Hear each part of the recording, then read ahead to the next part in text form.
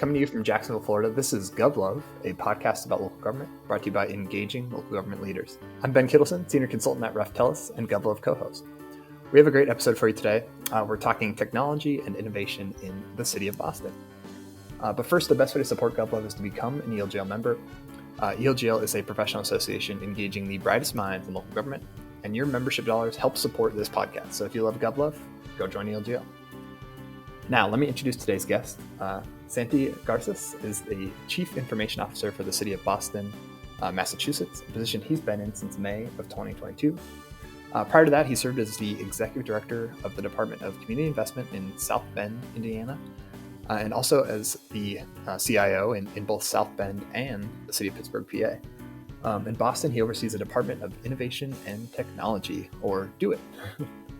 So with that, welcome to GovLove. Santi, thank you so much for joining us. Thank you so much for having me. Cool. So we have a tradition on the podcast to start with a lightning round to let our listeners get to know you a little bit. So my first question for you, what book are you currently reading? So I love reading, and I usually go through a number of books at a time. I don't always finish them, but I have just started reading Maria Mazzucato's new book, The Big Con, which has a great subtitle that I'll let the readers go look because I also don't want, but it seems very interesting, and it's about the role that consulting plays in government and in society. The second one that I've been reading is a book called Leading the Transformation, which is about the experience of Hewlett-Packard's firmware technology division undergoing a transformation to apply Agile and DevOps, and that is very close to the work that we've been doing in Do It. Cool. Very cool. So more books to add to the list, to my stack. Very interesting. All right, so my next lightning question for you. What's the last movie you saw in theaters or streamed? I saw last Friday the new Avatar movie. Oh, what'd you think? I thought it was amazing when you're James Cameron and can get access to an unlimited special effects budget, how long you can have a movie with that many high quality special effects. But I thought it was pretty fun. I enjoyed it. I thought that this story was good, and it was worth the 3 hours of movie watching. Yeah, it's a commitment for sure. Yeah. All right, then my next lightning round question for you. What was the first concert that you went to? Ooh la la. The first concert that I went to was Shakira. So I'm Colombian. I grew up in Bogota, and this was very early Shakira, maybe the first or her second album. Oh, wow. And I saw it in the soccer stadium in Bogota. That's awesome. That's probably a fun place to see Shakira too. Like, That's pretty cool. Yeah. I didn't know she was going to go on to become that many years later, people would know who Shakira was because she's just kind of a local celebrity. All right, then my last lightning round question for you. Where do you go for inspiration? I like trying slightly random things. So a lot of times I'll go wandering around the city and and the issue of working for city government is that you start noticing things that most normal people don't tend to notice. So how many small cells you could see when you're walking down a block, what type of what type of material they use on the ADA ramps, whether it's metal or plastic. And I think that I just start letting my mind wander as I walk around. And the benefit of working in a beautiful city like Boston is also makes me feel better and say, the city is great. It is fun, beautiful, and even though there's still a lot of work to be done, we make a good product. Yeah. Well, and once you learn about some of that stuff and what goes into like materials and little pieces of, I don't know, like water like meter caps, like all of a sudden you see them everywhere. Yes.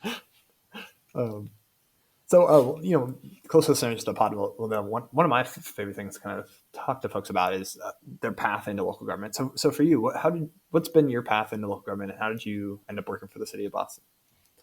Yeah, so it was a little bit unexpected. I'm a foreigner. I came to the U.S. to study in the U.S. At the University of Notre Dame, electrical engineering and political science. But I was focused more on political theory and reading Nietzsche and Max Weber and other stuff. And then I got a master's in entrepreneurship in science and technology. So let's just say that my thoughts were always that I would either end up working in a semiconductor manufacturing lab Hmm. for Intel, or that I would go start a technology business. But in 2012, when I was finishing my master's, there was an exciting new mayor that had just become the mayor of South Bend, and a number of people in my program and I decided to start a nonprofit. There's some community leaders that were pushing us to do this and who told us that they would pay us a stipend. Hmm. And we started a nonprofit, and we were the first fellows for the program called Enfocus, Hmm. um, who I think now has placed over 1,000 fellows, and they've been around for 10 years. But the mayor's Pete Buttigieg, Yeah. and I ended up working with Pete first as a fellow, and then he asked me to come and join the city to build the innovation and performance program at the city. Hmm. And then he invited me to be the city's first CIO. And Yeah. to Very be cool. honest, it just every time that I took a step is 1 year of saying, I'll do this for another year, and then once I build the performance management program, I'll be done. And then it kind of to what makes me inspired. Local government is so complex. You have to Hmm. deal with planning and police and fire services and EMS and public works. And you start seeing all this complexity and how all the different pieces fit together. And in some ways, for us, we split and we think about all these dimensions of city government. But when you're a resident, all of them come together. Hmm. And I just been in love with local government for a long time. And I have had the pleasure of working in now two other cities in Pittsburgh. Um, and I actually was looking at one of my notebooks in 2012 when we started the this nonprofit called Focus. In one of my notebooks, I did a little bit of visioning exercise of what would be my dream job, and I had being CIO of the city of Boston, and it's in a notebook somewhere. No, really. Yeah, I have a couple of other cities, but we'll pretend that Boston was the one and only. Yeah, that's good. Um, so I'm curious. You had an experience starting like an innovation and performance kind of practice in a city, and then you've come over to Boston that has had that kind of function for a long time. So how is that, I don't know if can you speak to kind of the differences of like getting something started and what that takes versus maybe a place like Boston where it's a little more, I don't know, the train's already going and you just have to make sure it doesn't go off the rails or anything like that. Yeah, it's a fun and interesting experience to made even more complex. In that I know that previous participant in the podcast, Alex Lawrence, Mm-hmm. who was an interim CIO, is now our chief people officer, and then Yasha Franklin Hodge, who used to be the CIO of the city of Boston, is now the chief of streets. Hmm. So I get the pleasure of also working with two of Yeah, my they're still peers, there. Yeah. which adds another level of complexity. But I have a ton of respect for them, and I'm very grateful that I get to learn and work from them with them. So I think that it takes a little bit of a different mindset when you're building something. You're in a very exploratory mindset, and there's a lot of uncertainty. So people in the organization have never seen what that like this kind of work looks like. So it's good in that there's less expectations, but Mhm. there tends to be more hesitation to get started. Um, if someone has ever, it's also a little bit buying a new car versus buying a used car. Yeah. It is nice in that every mistake that you've made, like all of the features and defects are you're making when you have a Yeah. new thing. So it is easier in some sense. but it is a little bit harder, I think, at times. Like you can, whatever biases and whatever mistakes you make, it's like if as an engineer, I tend to think about things in an engineering, like I trained as an engineer. Hmm. So I tend to approach things in a particular way. And I think that, for instance, I got the chance of working with the person who replaced me in South Bend, Denise Lynn Riddle, who's brilliant, but Hmm. she does the job differently than I did. And Yeah. that's not a bad thing. You start seeing there being some benefit to that. So I think that for me, having been in Pittsburgh and then in Boston and following other great CIOs, my advice, or like my take, has been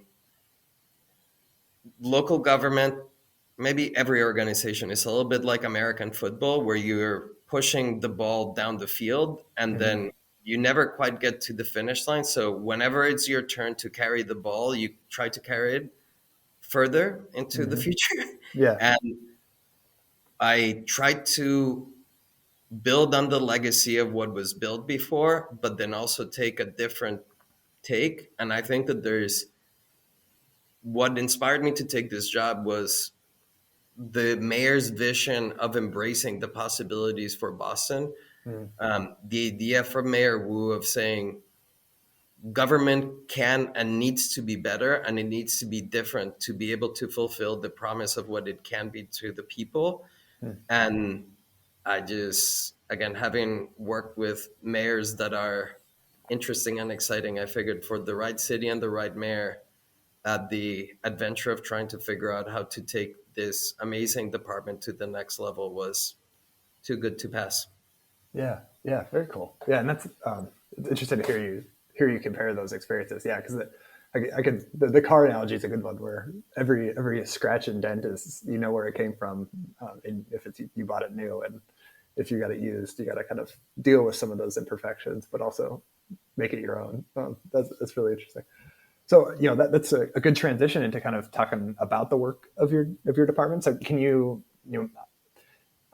describe kind of maybe the areas that your team works in, and or what kind of services y'all provide?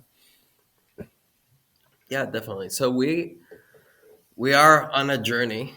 Um, Yeah, as so we all are. Yeah. we all are on a journey. So I think that there's I describe the work that we're doing into like three core buckets. So the first one is we our team delivers products and services, and there's been kind of an evolution from ITIL and service management to this idea that into product management. So Mm. we do IT to solve problems for our employees and for our residents. So how can we make sure that we're delivering those underlying services and products in a way that is at scale, reliable, efficient, that actually delivers the value? So like it doesn't matter whether we have a license for the software. Did we actually solve the problem that the light that this did we actually solve the problem that the software was supposed to save, Mm. to solve? The second bucket has been we are also Boston's a large and complex organization. There's a number of quasi independent agencies and departments. We are tied together with them. My department is provides the internet service and the kind of wide area network connectivity. Like we connect all the different buildings and whatnot. So we also, I think that we play a role and we're the senior technology team for the city, and we should be helping with governance, with Mm. policy, Hmm. with the aim of making it easier for people to deploy technology, but also with the goal of protecting our residents, the rights to make sure that we're being compliant with the laws and regulations, and that we are better coordinated in our delivery, because a resident doesn't care who messed up. Mm. They needed to work, and it is unto us to figure out how we make it work. And Mm. then the last piece has been focusing on digital equity and how do we make sure that we both deliver great digital services for the people that need them the most, but then also figure out how we leverage our convening power and our regulatory power to try to get people that need to be connected with the resources that they need. So um, there's three kind of priority areas that we have been working on this year. I'm Hmm. working working on the new ones. But Yeah. the first place where we've been working is first digital equity. So again, understand Boston has led. This is one where I inherited a lot of great pioneering work that the city had been doing, and then thinking about how is it that we can leverage all of the new funding and the new programs that the federal government has and the state, and eliminate or make the digital divide much smaller than what it is. Um, so I've been talking about there's probably about like 8 to 5% of households in Boston that have structural gaps in connectivity. Our Mm-hmm. goal would be to bring it down to less than 1%. Mm. The second piece is we've been working on making some core improvements to our financials and HR systems, which Mm-hmm. again most people tend to take for granted. Yeah. Oh, yeah. We are both working, we've been working on implementing Agile and DevOps. So, this idea that we're being better at working with smaller, like breaking up the work into smaller chunks, Mm-hmm. embracing uncertainty, and then being better about engaging with our customers and our stakeholders to plan and do work. But there's two kind of derivative projects that we've been working on. One with Alex and the other one with Ashley, who's the CFO. The first one is making improvements on the hiring experience, Mm-hmm. and the second one on procurement. So really cool, meaningful work where we get to partner with really smart leaders. And then the last one has been around making improvements to some of the core networking equipment. And we are making moves to upgrade the core connectivity and to be able to deliver 10 times faster broadband to all the schools Hmm. and add. I'm a little bit of a nerd, so Yeah. we're using these like cutting edge technology that uses tunable lasers and these like next generation firewalls. But again, to be able to deliver better experience for our teachers, for our first responders, and it's a lot of work and a lot of money, but it's been fun. That's really cool. Yeah, and we want to talk more about some of those initiatives, but you kind of touched on this a little bit when we talk about finance and HR systems. But I'm curious, in a lot of ways, like an innovation or type work or fits well with like some of the IT infrastructure, or there's a lot of good alignment. But I'm curious about how you balance kind of, or you think about balancing the core infrastructure that your department's responsible for, but also some of these more new flashy initiatives that might get all the I don't know, might get all the attention, but aren't as maybe foundational to like the business process for the city. So I'm just curious about how you would kind of think about balancing those two kind of sides of maybe your team's work. Absolutely. It is. I mean, it is tough. Yeah.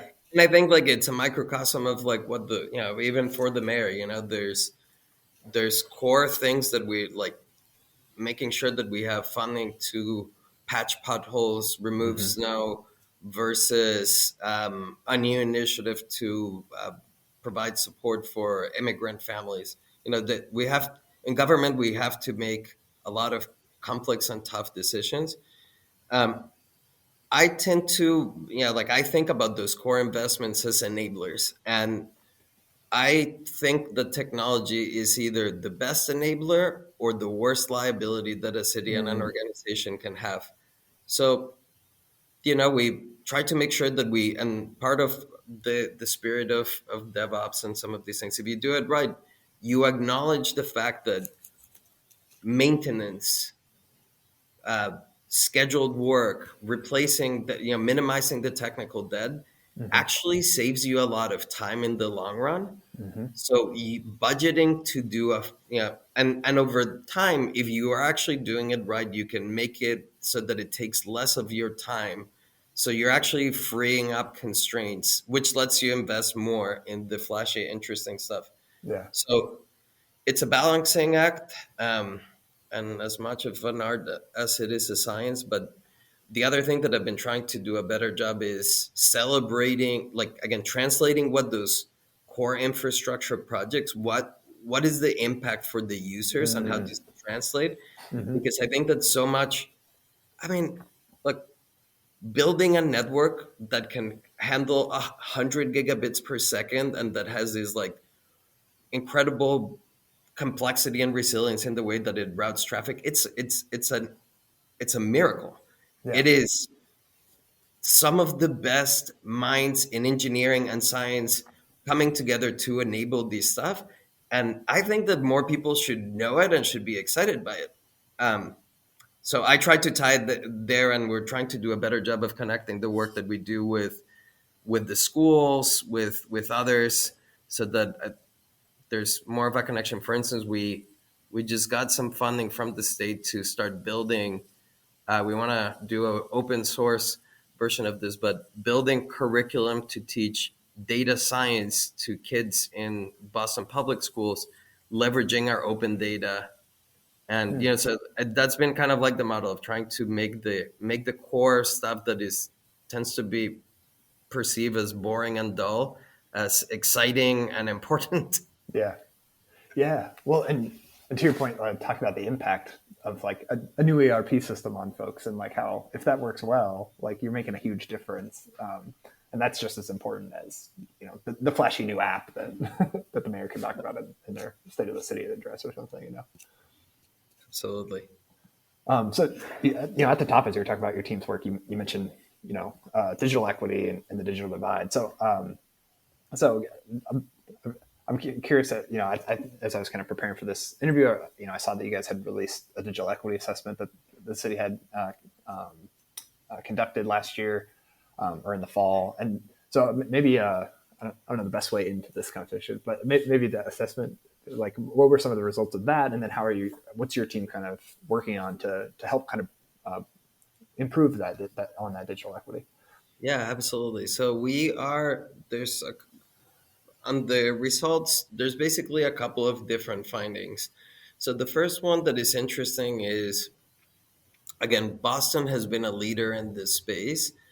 One of the things that it's done particularly well is creating a really competitive market for broadband and connectivity. So Hmm. almost everywhere in the city, residents have more than three alternatives to how to get access to the internet. And that has a benefit in that when you have good competition, you tend to drive prices down and quality high.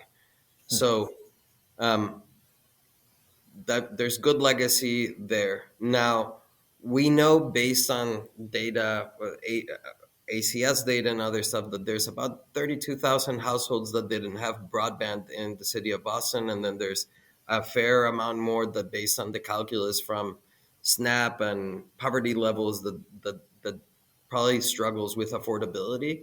Hmm. So that's one piece that I can talk a little bit about how we're thinking about moving forward. But the devices piece, again, is a little bit more. Once you start getting into devices and skills and going away from just broadband, it starts getting even more and more complicated. Mm-hmm. Um, but Boston has, again, a great legacy. Tech Goes Home, which is an organization that now has been expanding, got its start actually in here in the city of Boston. The people who started it were former educators in BPS, and they actually used to work out of our department. So it's cool seeing how some of these things have evolved, Mm-hmm. and relationships. So I think where we stand next is starting to think about a couple of things. One, we know that there's some gaps that persist, Mm-hmm. but they're structural gaps, and we think that they're correlated almost like in healthcare. There's like this concept of comorbidities, like things that tend to make you less healthy. Mm-hmm. Um, in digital equity and in some of these spaces, there seems to be some kind of comorbidity. So um, we believe at this point, and what the assessment shows is that elderly adults, that people with language accessibility, physical disabilities, and cognitive disabilities are a driver of this.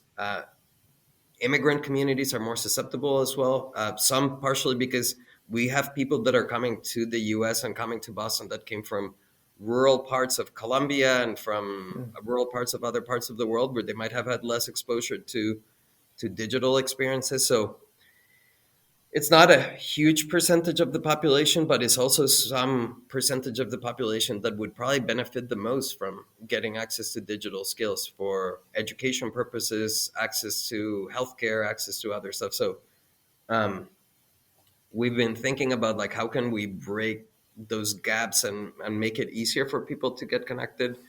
Hmm. So we think people that live in affordable housing units have a huge barrier to connection. Some of the buildings need, like have need of infrastructure investments in terms of inner wiring and other stuff that are not captured in the current plans for expanding broadband. It's not a broadband issue; it's a wiring and connectivity issue within the buildings. Hmm. And the last piece that I said that is interesting too is we think that great digital government services is digital equity. So I'll give you an example. When people apply for, and it is not only on the digital side of things, it's on the holistic experience, but there's a couple of examples on things that we're working on. First, the city has a mobility subsidy for elderly adults. So elderly adults can get some vouchers to be able to discount cab rides and some other stuff. Hmm. But if they want the vouchers, they have to come to City Hall. And Hmm. elderly adults tend to have more mobility issues. And these people that need the mobility subsidy by default likely have mobility and affordability issues. So we've been one of the projects that we have planned in the horizon is working with the Strong Commission to enable digital experience for accessing those vouchers and that benefit. So obviously, it makes the barrier, like it raises the bar. It Hmm. is a harder project because all of a sudden we're designing digital experience for people that have like more barriers for connect on the connectivity side, on the devices, on the skills. But we think that that's precisely why that project is very important. And the second project that we've been working that I would highlight is we've been working with Alex's group, one of her groups, which is the registry, which is where you have to register all births, Hmm. deaths, and Hmm. marriages. And we've been working on building a more equitable, dignified experience on the marriage licensing because our current form and our current process is designed only for cisgendered heterosexual couples. Yeah. And we know that we have to do better. And Hmm. part of it is like the digital piece is only a component of this, of like how we track like how is it that we encode this in a database and whatnot. But we've been partnering with both the registry and also with the mayor's office of LGBTQ plus advancement, doing user experience research on how these communities, and there's a lot of different perspectives and sometimes even competing perspectives even in the LGBTQ plus community, where some non-binary folks want to be identified as non-binary, and some trans folks say actually the risk of identification as a trans individual is too high. They Hmm. would prefer not to be asked, or Hmm. so not to be identified. So again, really interesting. And but we've Yeah. been embracing this idea that when we make government more accessible, more dignified, that is digital equity, because it also makes it easier for people to interact the way that they expect to be treated and they should be treated by their government. It just happens that we use computers to make it faster, more affordable, and at scale. Yeah. No, that's a cool. I like that way of thinking about it. Is like that the services we as an organization, as a city, offer are accessible to all in a way that maybe they aren't if your digital services aren't very strong or or well developed. That's really cool. So before we hit record, that we were talking a little bit about kind of some of the work your team does around data. So how do you, and I know you've got some folks that are dedicated to kind of using data to help departments. So maybe can you talk about kind of how you guys support city departments through kind of through data, and how you kind of manage some of the city's data in that way? Absolutely, yeah. So again, this is another place where Boston, where evolving into the next iteration of Hmm. the great legacy that Yasha and then Andrew Thorold and that Steph Costaliba, who's our chief data officer, have built prior to me arriving. But so we've been rethinking a little bit, like Boston has this amazing data warehousing environment, and we have a lot of data there, like over 300 ETL, some of which get refreshed even every 15 minutes or in shorter intervals. So lots of data. Hmm. But we've been thinking data is a product and data is a platform. Yeah. So it sounds like jargony, but here's what it means to us. Most people could do their jobs better if they have access to the right data to help them know and make better decisions. So, what we've been thinking about is how do we make it easier for people to discover what data makes it easier for them to make decisions or better to make decisions? What are the tools for analysis, whether it's um, a spreadsheet or R or Python or GIS. So kind of going in and do the exercise backwards. In some sense, again, you see some similarities in the pattern with what we just talked Yeah. on digital equity.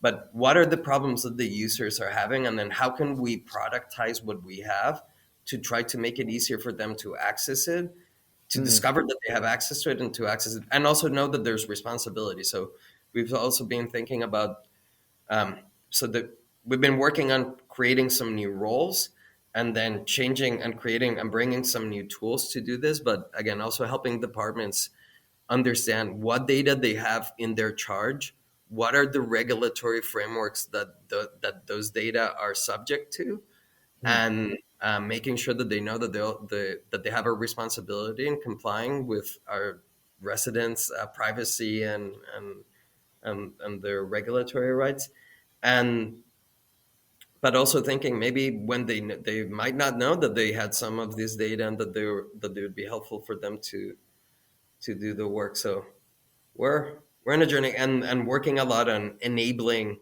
other people to do this so that it's Yeah. less reliant on kind of this central analytics team. So we one of the amazing people in our team, her name is Amy Hood.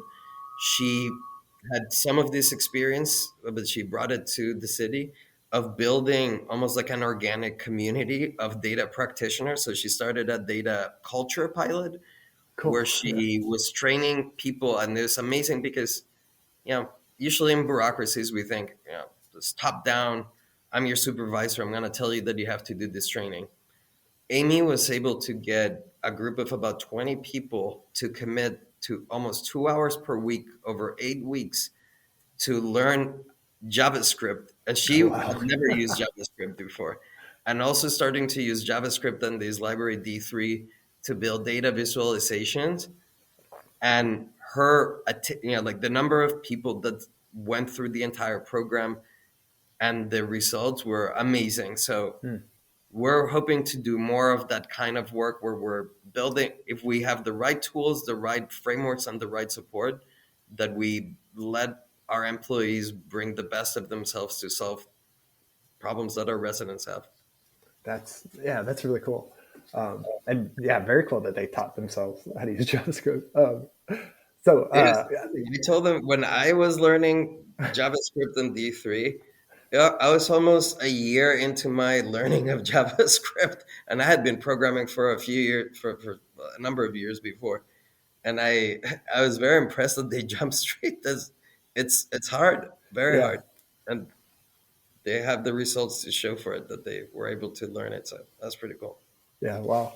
So hearing you talk about kind of how, getting folks to kind of change about how they think about data. Do you have any examples of maybe a department that didn't know they had this trove of data available to them, or help you where you guys kind of help them think about it in a new way and use it in a new way? I mean, it's a little bit of a work in progress in one sense that we're trying to take the work that I was talking about in the with the registry around how we track and encode gender and sexual orientation. In a marriage license, you're capturing sexual orientation as well Hmm. because you're getting information about both parties. But Hmm. so we've been hoping. to build that into the first part of data governance and make it into a data standard so that other departments and other agencies can, in some sense, like I think we start from the basis of assuming that most departments want to do the right thing. Hmm. They might just not have the expertise and, like what should they put in a form? How should they frame the question? How should they deal with if the system that they have does not allow them to have multiple options or like an open-ended question? So we are the idea is that we build some of these tools so that they can make it easier for people to comply. And our mayor, when she was in the council, she passed a gender inclusion ordinance, and there's some other ordinances that have passed since. So we are telling them the data governance is actually a tool to help them stay out of trouble. Otherwise, they might be in the sights of our city council. Yeah, that's fair. um, and again, as I was kind of prepping for our conversation, that I saw that there's like a number of apps that look like they're targeted at the community and that kind of help, provide information to the folks. So, can you talk about maybe some of that, like how you guys, provide information to the community? What are some of those kind of resources for residents that you guys are managing? Sure. So it's an exciting time and do it. And our chief digital officer, who works literally across a wall from me, Mm-hmm.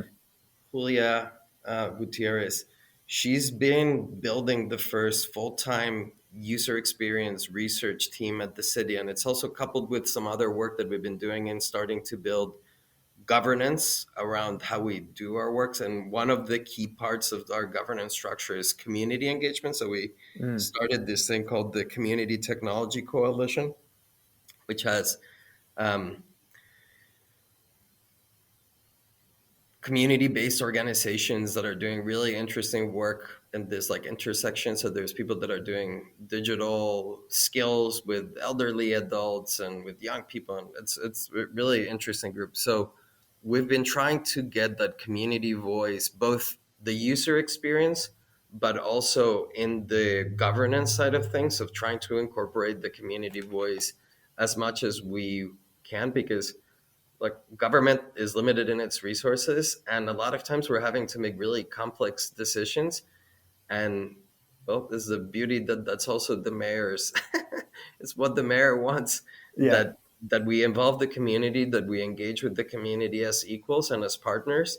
Mm-hmm. And sometimes it adds a little bit more work and complexity, because you're trying to, yeah, you can't just jump straight into a solution. But we Yeah. think that it pays off going a little bit slower, but in a way that is more coordinated and intentional, and giving people the opportunity to change mindset. But just to give you another example of something that's working, that Yeah. just this philosophy, um, we started getting some feedback. So Boston was actually the first city, I think, in the world to publish election results live. So prior to Mm-hmm. that, only news organizations would kind of give you the tally of as results were coming in from elections, partial results. Boston, I've heard from our team that Boston was the first city to start doing that, but the results that we published were not mobile friendly. So Hmm. it's this like almost PDF type Yeah. experience. So we started to get feedback from members saying, we are checking the results from our phones, and there's not, just say that the feedback was a little bit more direct, but it Yeah. just would be pleased. So Julia and her team worked closely with the elections department, Mm-hmm.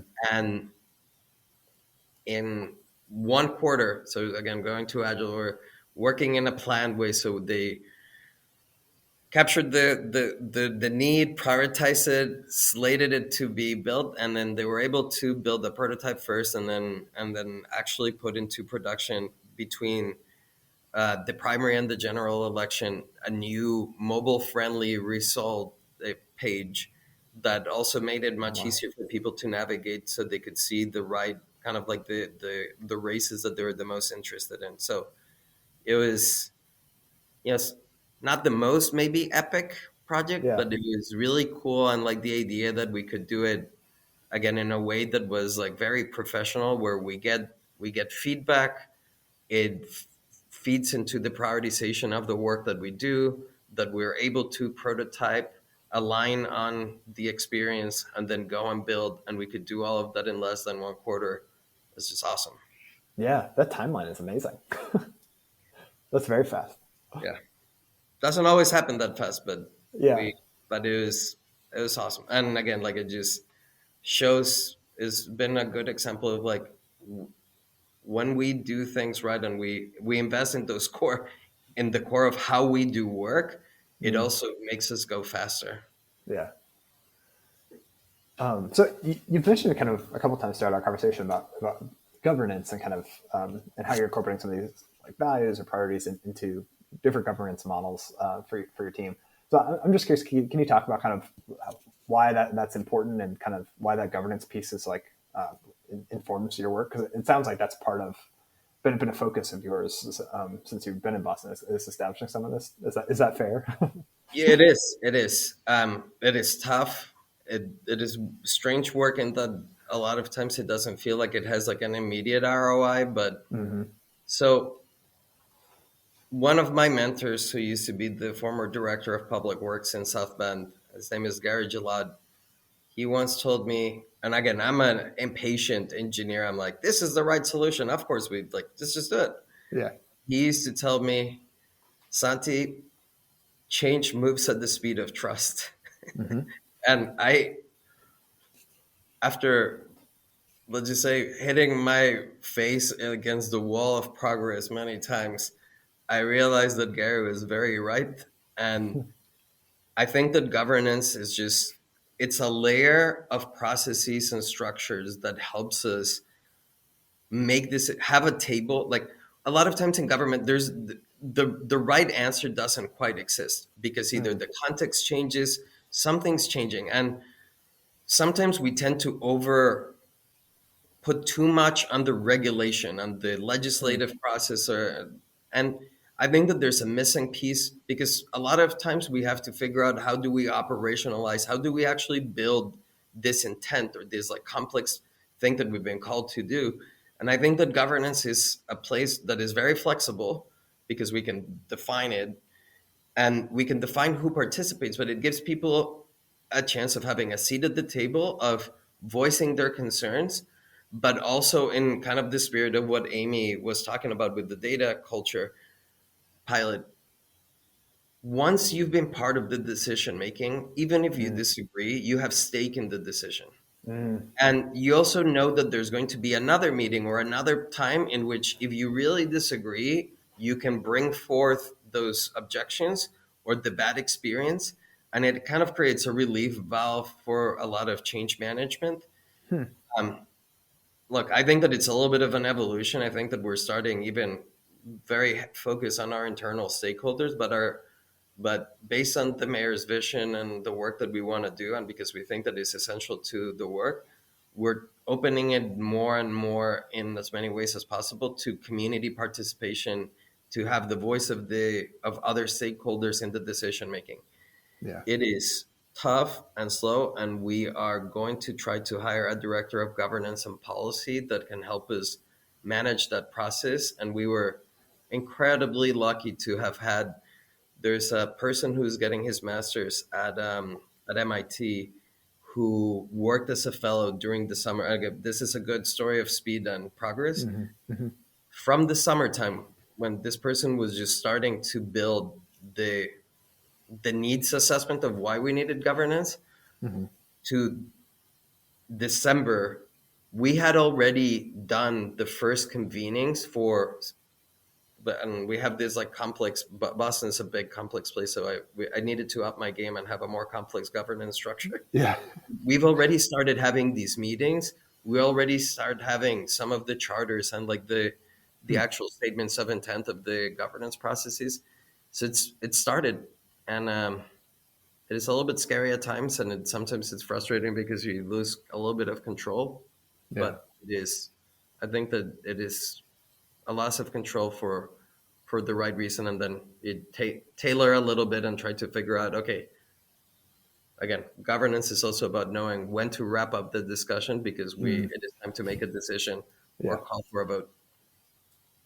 Yeah. Well, I really like that framing that the governance and the creating of process for this work helps establish the trust and create points of engagement and decision that might otherwise just sit with one team or one person. So that's a really nice way to think about it. Yeah, Um, I've been trying to, follow the Web3 kind of conversation, and I haven't found yet kind of like a, maybe some people think that I don't know, maybe some people think this, or I am becoming a little bit more old school, yeah. but so I haven't found like oh my God, this is the great application, and that kind of puts us over the threshold of starting to use some, yeah, Bitcoin style, cryptographic style thing. And I talk a lot with people that have very interesting thoughts on this, Mike Sarasti and Mark Wheeler, and I Hmm. admire them. But we're not. I'm not there yet. But Yeah. one thing that I've been taking away from those conversations and from like the actual structural models is this distributed governance and the DAO models, and kind of saying, yeah, like obviously implementing it with like a cryptographic distributed computing system, that's one thing, but I think that you could take a lot of the same engineering principles and apply them to government to try to solve for some of the same issues. Hmm. And that's I've been trying to read and understand that and replicate it in government. So Interesting. Okay. Cool. Um, so what's next? What are you working on in the next 6 months, year that our listeners ought to look out for and pay attention to? we embrace the uncertainty of Yeah. tomorrow. But there's some things that we've been having conversations. So we've been working very closely with the mayor on constituent services. So working on, again, even on the philosophy, but then also on the implementation of how is it that we make things not fail in the first time, Mm, in the first place? How is it that we make sure that we are managing our assets and our municipal products, kind of bringing a product management mentality to our streets and to our street assets? And again, working with Public Works and the Boston Transportation Department on how do we do that, and with others. So that's one thing that we've been working on, and I think that it has a lot of impacts on climate resilience and other stuff. And we've been again trying to think about what are innovative ways in which we can capture the acids, the conditions of the acids, and also, yeah, Boston's a city that's been around for 400 years. So some things it's hmm. done in the same way for a long time, and some things it does very innovatively. So trying to move the needle forward on that. Um, and I guess I'll turn it into like more of some of the funner things that I've been trying Yeah. to be Yeah. like thinking about. Um, I've been very keen and starting to think about what are the tools that we need to ensure, like as AI kind of continues to grow, and I'm really having a blast using some of the Chat GPT and some other tools to try to figure out how we can get value for our residents and our workforce. But Hmm. so we really need, but I think that we need better tools to make sure that our work in AI is equitable, but also that we enable other applications. So one area where most of these models and most of these tools get built on data that does not necessarily fit cities, Mm. like or like the diversity of cities. So like if you're using like a machine learning model to do like pedestrian detection, maybe more than likely that model was built on images from sunny, Yeah. cloudless Yeah. days. The reality is, like, our right of way is much more complicated. There's Hmm. sometimes there's snow. Cities like Boston have a lot of gloomy, dark days. So I think that I've been trying to wrap my head around of how is it that we can solve for that and hopefully do it in a way that is very collaborative and serves other cities as well. Very Um, cool. and then I'll just leave you quickly on also been thinking a lot about the challenges and opportunities of computing and the need for post-quantum cryptography to try to keep our cities and governments moving forward. And I've been very honored, and it's been great to have conversations with some leading experts in those fields in the past few weeks. So trying to stay 10 years ahead. Yeah. And Oh my gosh. so, So once you yeah, have that figured out between AI and crypto quantum computing, you'll have to come back and explain it to us in it's very in interesting plain because language. some of these things, yeah, like some of these things could be as disruptive as climate change or even more. Yeah. And then I think like the impact might happen really quickly. And I think that if we're not thinking strategically and with foresight around some of these things, like I'm happy, it'll take more than a couple of minutes to talk about what Yeah. my but yeah, that's what I've been thinking about. It'll be another hour-long podcast. I think we've got a topic that we're gonna have to come back to. So my last question on the podcast is always the hardest. If you could be the Gublove DJ for this episode, what song would you pick as the exit music? So I will pick a song that I've been listening to a lot recently. Is by a woman by the name Renata Flores. So she's an artist from Peru that she's been kind of bringing a modern twist to Quechua, which was the language that the Incas spoke. And I took some Quechua lessons when I was in actually, funnily enough, at Notre Dame, which was awesome, being able to connect with like that part of my heritage. And she raps in Quechua. And Cool. the song that she has, the one that I've been listening a lot to, is Francisca Pizarro, and it talks a lot about like the duality of like Francisco Pizarro is the conqueror that took down the Inca Empire, but I just love like the duality. She raps both in Spanish and in Quechua, and then there's like double sense of this like I don't know. I resonates with me the sense of like being someone in translation and someone inhabiting between two worlds is my jam. Very cool. That's awesome. So we'll get that queued up. With that, thank you so much, Santi, for coming on and talking with me. I really appreciate you taking the time to talk a little about your work and your team, and this has been awesome. Absolutely. No, thank you so much. It's a pleasure, and I look forward to staying connected with the GovLove community and with the rest of the folks in ELGL. Awesome. Yeah. And for our listeners, GovLove is brought to you by engaging local government leaders, and the best way to support GovLove is to become an ELGL member. You can reach us online at elgl.org/GovLove or on Twitter at the handle @GovLovePodcast. And subscribe to GovLove if you're not already. We're on all your favorite podcast apps.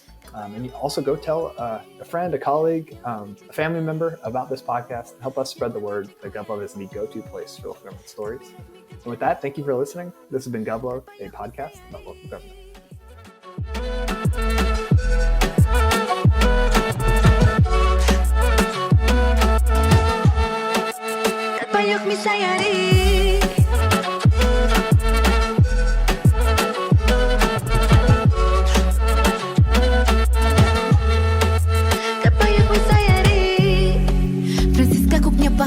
Paimihanan pantahon haru, nyakari chisha, kasukuspa, honjaron pilla guardin takaita.